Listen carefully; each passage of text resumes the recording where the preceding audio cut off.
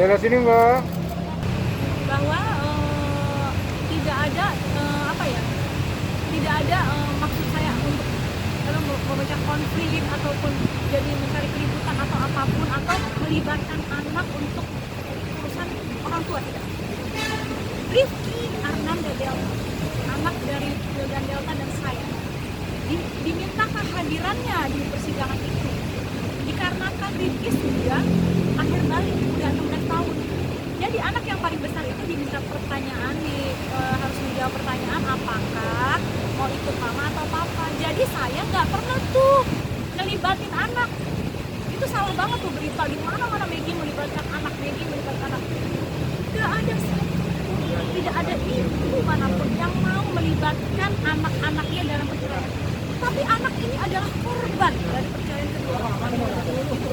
Pada saat Rifki ditanya mau ikut siapa, kan memilih ikut saya. Sekarang kalau mau ikut Mas Kidul, monggo.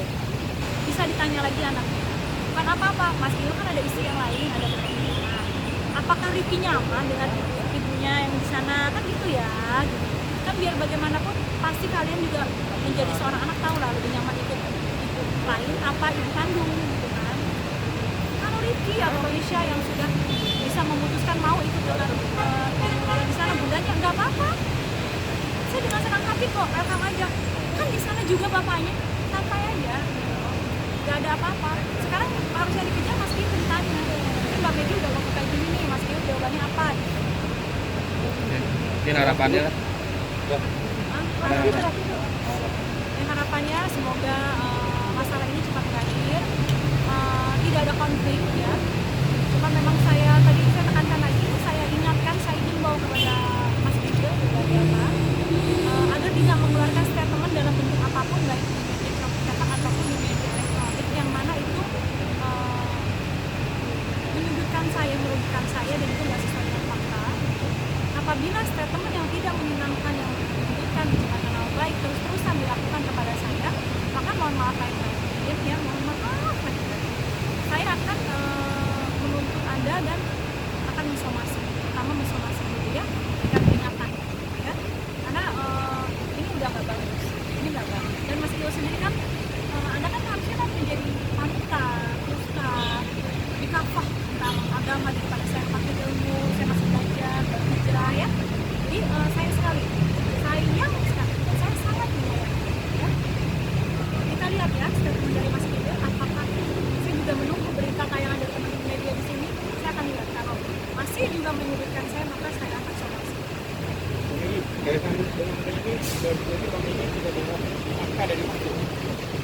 Di sini saya tidak mau memukul genderang perang, tidak. Saya tidak mau ada konflik, saya tidak mau ada konflik, saya nggak mau.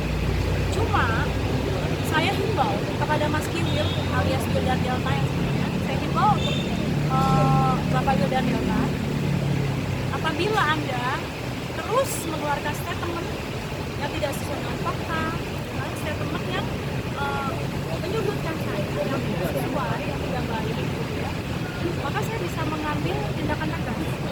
Tindakan tegas yaitu dengan memberikan somasi. Kita lihat ke depan, apakah Mas Kidul akan terus berkomentar mengeluarkan statement yang merugikan saya, menyudutkan saya. Karena biar bagaimanapun penonton di rumah adalah orang-orang yang cerdas. Penonton di rumah tahu apa yang saya lakukan. Kenapa Megi sampai begitu? Apa yang saya lakukan halal kok. Saya nggak nyuruh anak saya begadang di depan kamera. Saya yang berdiri, saya yang begadang. Kalian bisa lihat semua di IGTV saya, di Megi Wulandari _ silakan bisa dilihat siapa yang berdiri. Anak-anak tuh cuma say hi sama yang beli, ngebantu mama cuma hai apa kabar, cuma gitu doang. Habis itu mereka main handphone, tidur-tiduran gitu kan.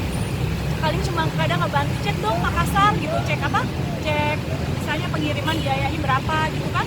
Saya rasa itu hal yang biasa. Justru sebagai seorang bapak, Anda tuh harusnya bangga punya anak-anak itu yang masih kecil tapi tuh sudah punya jiwa mandiri, sudah tahu nih nanti kalau begini berarti aku harus bagaimana, sudah bisa mengambil sikap.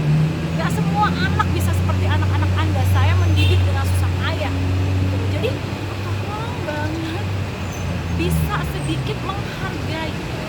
Saya nggak minta dihormatin kayak gitu, menghargai aja, menghargai. Di sini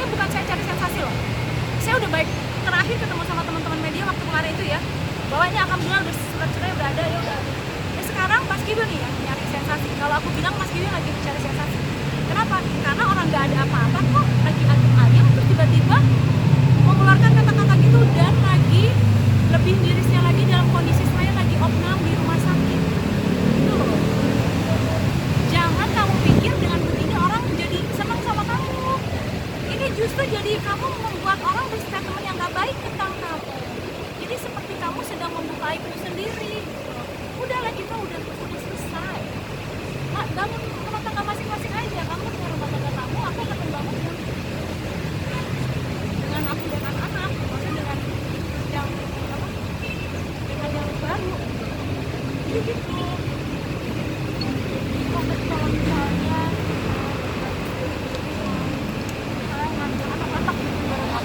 Jangan lupa subscribe ya.